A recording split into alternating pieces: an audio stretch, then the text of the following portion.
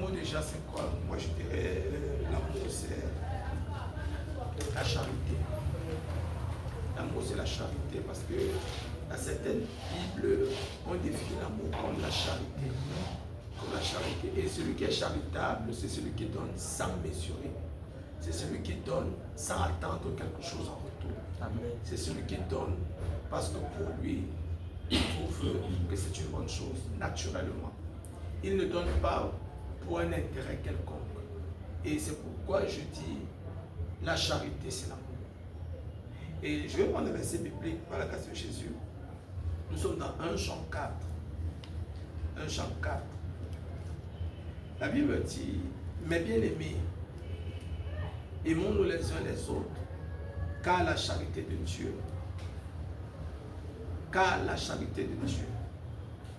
bien-aimé, ici, la Bible définit l'amour comme charité. Donc Dieu est amour, donc Dieu est charitable. Donc Dieu nous a donné son Fils unique, Jésus-Christ. C'est cet acte d'amour-là qu'il a posé. Parce qu'il n'attendait rien de nous. Il a décidé, personne n'a prié, personne n'a jeûné, personne n'a intercédé pour que Dieu puisse envoyer son Fils. Il a décidé d'envoyer son Fils pour nous sauver. Malgré nos iniquités, nos péchés, malgré notre cœur méchant, Dieu a décidé d'envoyer son Fils. C'est ça, la charité. Et la Bible dit, la seule façon aussi, nous, enfants de Dieu, de démontrer notre amour envers le Seigneur, pour cet acte qu'il a posé là, c'est de lui obéir. C'est de lui obéir, c'est de l'obéissance à sa parole. Il n'y a pas autre chose. Maman tout à l'heure a dit, Dieu c'est notre prochain. Mais en respectant ton prochain, tu vas tout obéir à la parole de Dieu. En faisant du bien à ton prochain, tu vas tout honorer la parole de Dieu. C'est pourquoi la Bible nous dit quelque part, la crainte de l'Éternel est le commencement de la sagesse. Vous savez, celui qui craint Dieu est en train de démontrer son amour pour Dieu. Et c'est ça une personne sage. Cette personne est sage, pourquoi? Parce que il a compris que le salut est quelque chose de précieux. Le salut est quelque chose, bien aimé, qui ne se donne pas, mais qui se mérite.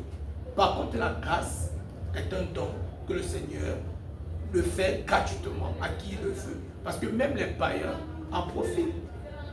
Quand il pleut sur tous les toits. Mais pour un enfant de Dieu, il ne se contente pas de la grâce, mais il se contente des privilèges.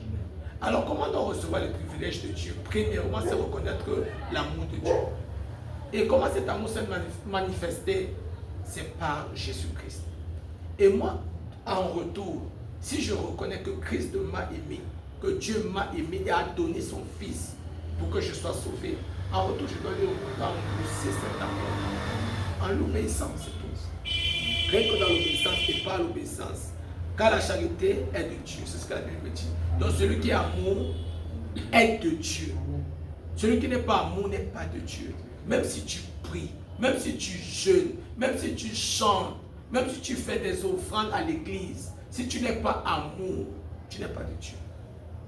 Donc si tu n'es pas charitable, tu n'es pas de Dieu. Donc celui qui donne et attend quelque chose en retour n'est pas de Dieu. N'est pas du tout de Dieu. Et la Bible dit, nous continuons le verset, et quiconque aime son prochain est né de Dieu et ne connaît pas Dieu. Celui qui aime son prochain est né de Dieu. Donc si tu aimes ton prochain, maman a clairement expliqué, Dieu c'est le prochain. Donc c'est le prochain que tu dois aimer. Donc en aimant ton prochain, tu es en train de démontrer encore une fois de plus ton amour pour le Seigneur. Celui qui aime son prochain est né de Dieu. Et celui qui n'aime pas son prochain ne connaît pas Dieu. Il ne connaît pas Dieu. Donc je peux avoir des versets bibliques, je peux connaître la parole de Dieu, mais si dans cette parole je ne reconnais pas ce verset, aimer mon prochain, c'est que je ne suis pas de Dieu. C'est que je ne suis pas de Dieu. Je peux avoir toutes les références bibliques, mais si cette référence-là ne fait pas partie de ma connaissance, c'est que je ne suis pas de Dieu. Donc ça devrait nous interpeller tous. Le verset 8 est clair encore. La Bible me dit, celui qui n'aime pas son prochain n'a pas connu Dieu. Donc même si je suis dans la maison de Dieu, je prie, je me donne, je suis assidu à toutes les prières, à tous les rendez-vous. Mais si je n'aime pas mon prochain, la Bible me dit que c'est que je ne connais pas Dieu. C'est que je ne connais pas Dieu. Quelqu'un pourra se poser la question, comment est-ce qu'on peut dire que je ne connais pas Dieu alors que j'ai sa parole? Alors que j'ai la connaissance et l'ivresse de la parole de Dieu. Mais la Bible dit que la vraie façon de connaître Dieu, c'est d'aimer son prochain. Amen. Et je rends grâce à Jésus pour l'enseignement de maman tout à l'heure parce que Dieu c'est le prochain. Elle a dit clairement et simplement, c'est celui que tu veux. C'est ça Dieu. Et Jean 4, verset 8 déclare clairement, celui qui n'aime pas son prochain n'a pas connu Dieu. Car Dieu est charité. Donc, si je connais Dieu, forcément je serai charité. Forcément je serai amour. Donc, si Dieu est en moi, je dois naturellement pratiquer l'amour, naturellement partager, naturellement, c'est-à-dire ça devient une seconde nature pour moi de partager. Je le fais délibérément, je le fais avec amour, avec simplicité, avec joie. Je le fais avec respect même. Parce qu'il y a des gens qui donnent et méprisent après. Ce n'est pas de l'amour. Il y a des gens bien aimés qui bénissent et font le chantage après. Ce n'est pas de l'amour. Il y a des gens qui te soutiennent et demain, c'est grâce à moi que tu as réussi. C'est grâce à moi que tu t'es en sorti.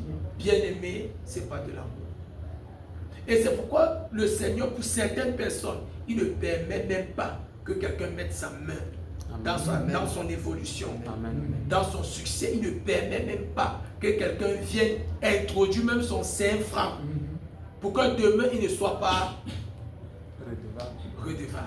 Le Seigneur ne permet pas. Et à chaque fois que quelqu'un vient investir, bien aimé, il faut examiner aussi sa propre vie. Est-ce que tu es ce genre de personne? À chaque fois que quelqu'un viendra s'investir dans ce que Dieu t'a donné, dans ce que Dieu t'a donné comme vision, ça ne marche pas, il faut t'examiner. Ça veut dire Dieu ne veut pas la main de quelqu'un. Dieu est un Dieu jaloux. C'est ce que la Bible me dit. Il ne partage pas sa gloire avec quelqu'un. Donc quand on est né de Dieu, on est amour, il faut vraiment discerner. Il faut vraiment discerner. Je suis de quel genre? De ceux-là que Dieu a mis à part et que Dieu s'en occupe. Ou alors de ceux-là que Dieu touchera le cœur de n'importe qui pour me faire avancer. Ça, attends-toi aussi à n'importe quoi. On te dira aussi tu n'importe quoi. Mais pour celui qui a appris à compter sur Dieu, pour celui qui a appris à attendre que à Dieu, bien aimé, il est exceptionnel. Amen. Il est exceptionnel. Et il est un peu plus enraciné. Un peu plus enraciné. Parce qu'il a compris que c'est en Dieu se trouve son bonheur. Et c'est pourquoi il s'enracine davantage. C'est un peu comme une plante. Elle s'enracine parce que c'est dans le sol qu'elle trouve les éléments nutritifs. Alors elle ne peut que s'enraciner davantage. Et plus elle s'enracine, plus elle devient ferme. Même les vents ne peuvent pas renverser cet arbre. C'est pourquoi nous, en tant qu'enfants de Dieu, nous devons nous enraciner. Si notre bonheur vient de Dieu, pourquoi nous sommes incapables de nous enraciner? Si nous avons compris que ici mon succès, ma réussite, mon élévation vient de Dieu, et je ne peux que m'enraciner. Et c'est pourquoi je ne serai plus ébranlé. N'importe quoi ne pourra plus me déstabiliser. Amen. Plus jamais. Parce que nous sommes enracinés en Jésus. Et qu'est-ce qui a fait en sorte que nous nous enracinons? C'est l'amour de Dieu. Amen. Nous avons commencé à aimer Dieu. Et ça devient une chose naturelle pour nous. Ça devient une chose aussi simple pour nous. Nous aimons Dieu et nous respectons sa parole. C'est ainsi qu'on s'enracine en lui et il ne pourra qu'étendre sa main, sa puissante main. Il ne pourra que nous protéger, il ne pourra que nous bénir. La Bible dit que la charité de Dieu a été manifestée envers nous, dont l'amour de Dieu a été manifesté envers nous. En ce que Dieu a envoyé son Fils unique dans le monde afin que nous vivions par lui. La Bible dit que Dieu a manifesté son amour en envoyant son Fils unique, ce que nous avons dit à l'introduction. Et la partie qui m'intéresse ici, bien aimé, c'est la Bible me dit, afin que nous vivons par lui. Donc, tous ceux qui sont nés de Dieu, comment, bien aimé, ils se caractérisent? Ils vivent par Jésus-Christ. Grâce à Jésus-Christ. aux dépens de Jésus-Christ, selon la volonté de Jésus-Christ, parce que c'est ainsi que le Seigneur nous a appelés.